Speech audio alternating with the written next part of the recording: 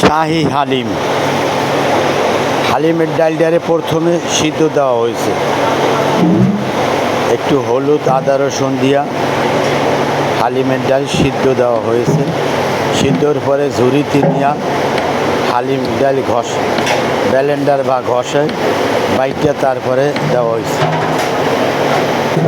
এই ডালের সাথে এখন গম ভাঙানো, আদা ভাঙানো গম আছে,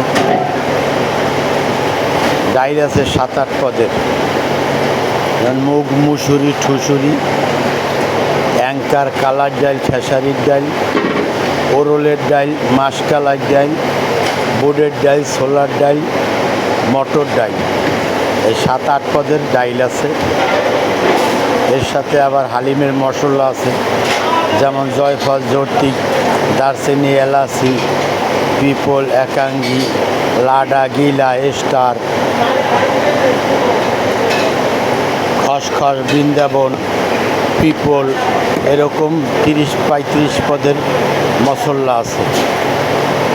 এখন এই জাল দিয়ে দেওয়া হতে আছে।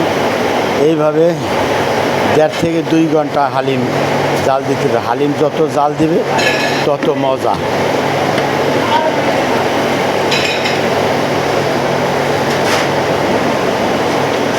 এই যে হালিমের ডাইলের উপরে যে ফেনাটা আছে, ফেনাটা কিছু তুলে ফেলতে হবে।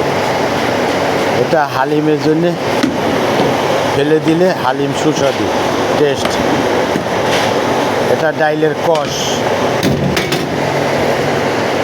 সিরকা দিতে হয়, সিরকা আছে, বাংলা লবণ, বিট লবণ, টেস্টিং পেস্ট, আদা রসুন, আলাদা মটন গোশ ভুনা করে হালিমের মধ্যে দেওয়া হয়। এইভাবে জাল দিতে দিতে এই উপরে শটটা তুলে ফেললে হালিমটা সুস্বাদু হয়। এই ডাইলের ফেনা, এটা ডাইলের কষ।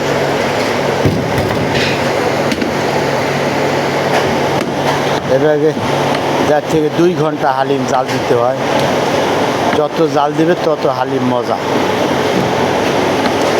তারপরে রসুন, শুকনো মরিচ, তেজপাতা, লং দিয়া, রসুন দিয়া, সরষের তেল দিয়া বাগার দেওয়া হবে। বাগারের শেষে উপরে একটু ঘি ছেড়ে দেব। তারপরে পেঁয়াজ ভাজা, অনিয়ন ফ্রাই,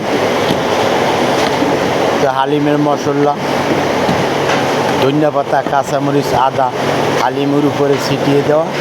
এভাবে পরিবেশন করা হয় শাহী হালিম।